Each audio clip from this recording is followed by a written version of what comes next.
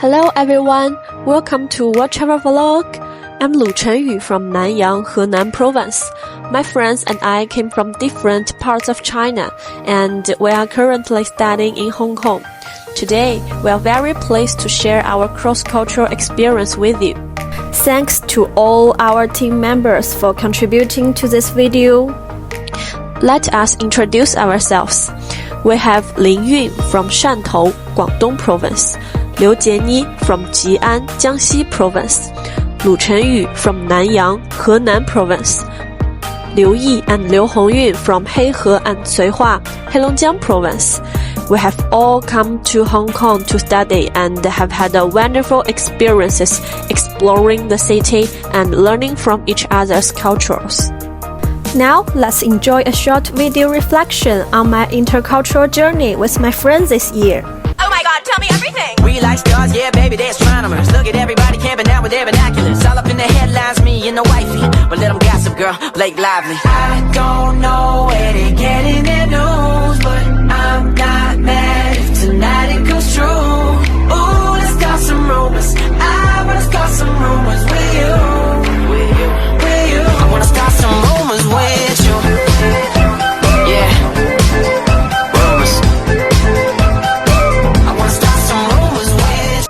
After seeing an exciting video, let's talk about challenges, theories, and strategies.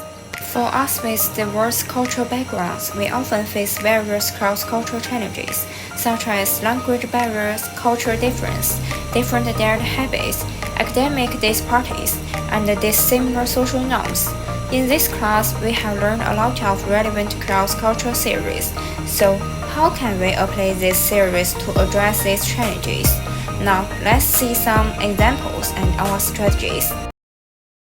1楼，谢谢。 OK， 2樓。等等，为什么你按下2樓的按钮？我想去1樓。但是你越2樓啊。不好意思，我想說1樓。I mean the first floor。我還是不太習慣說粵語。沒關係，這是很多內地學生都會遇到的問題，但你要小心溫和 to 的發音，它們很不同。我知道，在普通話中，1是和粵語2的發音相同的，很難習慣。是，我可以想像，但不要擔心，多練習一下就好了。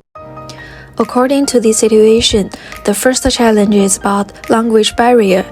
To better improve the situation, we use communication accommodation theory, including convergence and divergence strategies. For convergence, Wang and Li can adjust their own language and communication styles to better closer to the other's language style in order to better understand and communicate with each other. For divergence strategy, when an individual maintains or reinforces a language or communication style that is different from each other's, they are using a divergence strategy. To solve the language barrier, so what should Xiaowang do?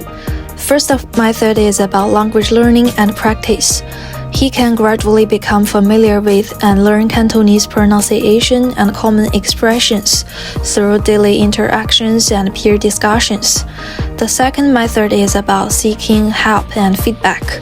He can proactively seek help and feedback from his classmates or friends to understand their own shortcomings in language use and receive suggestions for improvement.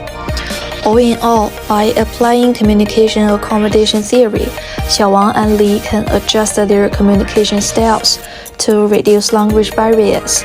Li can also help Xiaowang by using Mandarin Chinese or simple English, while Xiaowang can gradually adapt to the new language environment by learning and practicing Cantonese.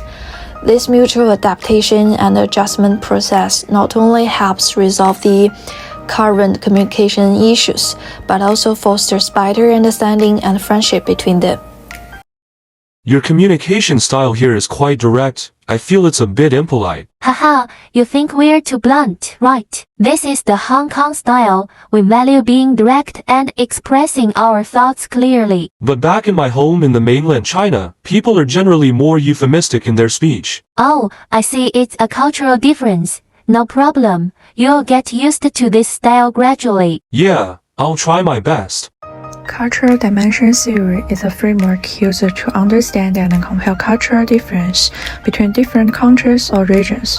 The theory identifies 6 cultural dimensions that can be used to analyze and compare cultural values and behaviors, respectively are power distance index, individualism versus collectivism, uncertainty avoidance index, etc. For this cultural challenge, UAI applicable to expand this situation. The culture of high uncertainty avoidance tends to avoid direct conflict and uncertainty and communicate through euphemism and direct means. A low uncertainty avoidance culture is opposite. Based on this theory, the specific coping strategies are as follows. First, this tries to understand the cultural difference in communication styles between Hong Kong and the mainland. They realize that these differences are the embodiment of cultural diversity. The direct way of communication of Hong Kong people is not impolite, but a different way of impression caused by cultural difference. Secondly, Lee tries to gradually adapt to the direct communication mode in Hong Kong, starting from observing and imitating the communication mode of his classmates. At the same time, he can also directly express his view in the appropriate occasions and gradually overcome the sense of discomfort. Finally, he can communicate with his friends, share his difficulties in adjusting to the new way of communication, and listen to their advice and support. In this way, he can better understand and adapt to the culture of Hong Kong. Through gradual adaptation and active communication, he can find his own way of communication. Doing so will not only help him adapt socially, but also enhance his cross-cultural understanding and inclusiveness. Wow, the dishes here are so light, completely lacking the spicy flavors of Sichuan cuisine. I'm having a hard time getting used to it. Yes, the dining habits of Hong Kong people are indeed quite different from Sichuan food. We generally prefer lighter and more delicate flavors. Yeah, back home in Sichuan I'm used to eating chili peppers and lots of spices. The food here tastes so bland, it's not to my liking at all. You'll have to get used to it slowly. Hong Kong also has many unique local snacks. You can try them out. I'm sure you'll gradually come to appreciate Hong Kong's food culture. I'll try my best to adapt. Well, about the dining habits, Trumpeter's model of national cultural difference, particularly the universalism and the particularism dimension, is well suited to explain the challenges faced by Xiao Wang when confronted with the different dining habits between Hong Kong and Sichuan. The universalism and particularism dimension describes whether a culture tends to follow universal norms and standards, or is more focused on contextual adaptations. From this perspective, Xiao Wang, coming from Sichuan, represents a more particularistic cultural background. He is accustomed to the intense flavor of Sichuan cuisines, which aligns with the specific regional culture he is familiar with. In contrast, Hong Kong belongs to a more universalistic cultural environment. The dining preferences of the person in Hong Kong tend to be lighter and more refined, adhering to a more universal standard. This stands in contrast to the Sichuan dishes that Xiao Wang is used to, making it difficult for him to adjust. Then, faced with the cross-cultural challenge, what should Xiao Wang do? Firstly, he can learn about the differences in food culture between Hong Kong and Sichuan, and realize that these differences are a reflection of cultural diversity. Secondly, he can gradually try some Hong Kong food, starting with some local dishes with heavier flavors, such as fishball curry. At the same time, he can also look for some restaurants in Hong Kong that serve Sichuan cuisines. Thirdly, he can communicate with his classmates, share his eating habits and preferences, and listen to their suggestions and recommendations. In conclusion, by applying the theory of Trumpeter's model of national cultural difference, Xiao Wang can better understand the difference in eating habits between Hong Kong and Sichuan. This will not only help him adapt to the diet, but also enhance his cross-cultural understanding. For this group assignment the teacher gave us, we have to do a lot of group discussions, which I'm not very used to. That's quite normal. Hong Kong teachers like to divide students into groups and encourage collaborative learning. But in mainland China, we more often work on assignments independently with little group discussion. I see this collaborative approach may take some getting used to for you, but the teaching model in Hong Kong aims to cultivate students' teamwork and critical thinking skills. Okay, I'll try my best to adapt. Next is the challenges of academic differences.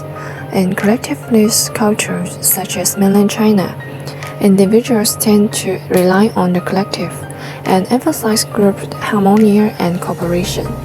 But this cooperation is usually on a larger scale, rather than in small groups. Therefore, in mainland China, individual achievements and independent work may be more valued. In slightly more individual cultures, such as Hong Kong, although individual achievements are valued, good cooperation is seen as an important way to cultivate personal abilities, such as teamwork and critical thinking. Therefore, in Hong Kong, teamwork and group discussion may be more common. So let's talk about how to solve Xiaoming's challenge. Firstly, as Xiaoming transitioned to Hong Kong education system, he needs to recognize the cultural differences between individualism and collectivism. In Hong Kong, the emphasis is on the group collaboration to cultivate teamwork and critical thinking skills, a stark contrast to the mainland's approach. Secondly, to thrive in this new environment, Xiaoming must actively participate in teamwork. In the collectivist culture, group goals are more important. Xiaoming should speak up, share his ideas, and learn to listen and respect others' opinions during group discussion. This will help him better integrate into the team and develop valuable collaboration abilities. Moreover, Xiaoming should improve his critical thinking skills. Xiaoming can practice critical thinking in group settings, providing constructive input to derive the team's progress. Crucially, he must maintain an open mindset and flexibility to gradually acclimate to the new learning methods. Wow, the students here have all kinds of different religious beliefs. That's so interesting. Yes, Hong Kong is a place where religious freedom is respected. Everyone can freely choose their own faith. Back in mainland China, we're mostly atheists and have little exposure to other religions. The students here are so open and diverse. Do you have any religious beliefs yourself? Hong Kong's rich religious culture is sure to pique your interest. No, I'm an atheist too. But even though I'm an atheist, I will respect religious culture. And the final challenge is related to social norms and values. To analyze this issue, the use of social identity theory is highly relevant. Firstly, it's important to understand two concepts.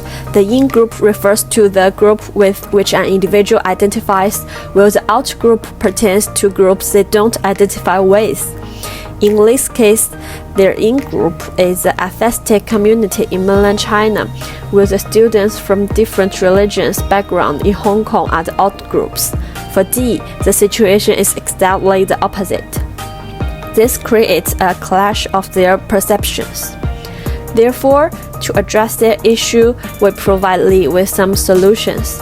Firstly, it's important to have a thorough understanding of the cultural differences between Hong Kong and mainland China to identify what is the differ. Secondly, learning effectively communication skills and seeking explanation and assistance from the classmates. Next, actively integrating into the social norms and values in Hong Kong.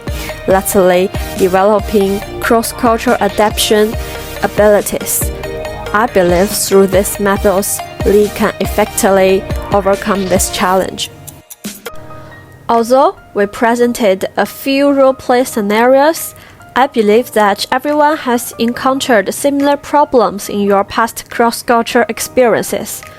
After applying theories to analyze the cross-cultural challenges faced this year, we have some reflections to share. Adapting to a new culture has its challenges, but it was a transformative experience. The language barriers made communication tough at first. However, I gradually improved my language skills and could interact better with locals. Cultural differences were also a challenge, as I needed to understand and respect local customs. By observing and learning, I gained a greater appreciation for different cultures. Making new friends in an unfamiliar place was hard too. It requires actively participating and adjusting to different social norms. Despite the challenge, I grew a lot from this experience. It taught me to be flexible, open-minded, and better at solving problems. As a student from Heilongjiang province studying in Hong Kong, there are several aspects of language barriers I face. Differences in pronunciation, differences in vocabulary, grammar, and also culture. The word order and grammatical structure of Cantonese is quite different from Northeast Chinese dialect, with more frequent use of modal particles and passive voices. These syntactical differences can make it challenging for Northeast students to comprehend and express themselves. It requires a significant amount of time and effort for us to adapt and learn. But fortunately, Mandarin Chinese and English are also commonly used for communication here, which provides more convenience. This cross-cultural experience has had a profound impact on my personal growth and sense of self. By spending time with my classmates from Heilongjiang, Henan, and Guangdong, I deeply experienced the unique cultural beauty of each place. This has made me more open and inclusive, able to appreciate and respect the difference of different cultures. I learned how to make connection and friendship with people from different backgrounds, and I learned new perspectives and insights from them. This experience has also helped me to better understand myself and my cultural identity. Communicating with classmates from other places, I began to think about my own hometown culture and values, and cherish and proud of my own cultural background more. I realized how unique I am as a Jiangxi person and strive to pass on and protect my cultural heritage. After this cross-cultural experience, I have some reflections on cultural exchange and understanding. By sharing and learning from each other's customs, traditions, and values, we can gain a deeper appreciation for the diversity that surrounds us. This experience taught me that cultural exchange is not just about tolerating difference, but about embracing and celebrating them. As I move forward, I will carry this lesson with me, applying it to future interactions with people from diverse backgrounds. By doing so, I hope to create a ripple effect of understanding, empathy, and mutual respect, ultimately enriching my relationships and broadening my perspective on the world. Cultural integration between different regions brings both challenges and opportunities. First, we must overcome the difficulties of adapting to new cultures. This requires an open and accepting mindset, trying to understand and respect each other's traditions. Secondly, we should create more chances for cultural exchange across regions. This can help improve mutual understanding and break down language barriers.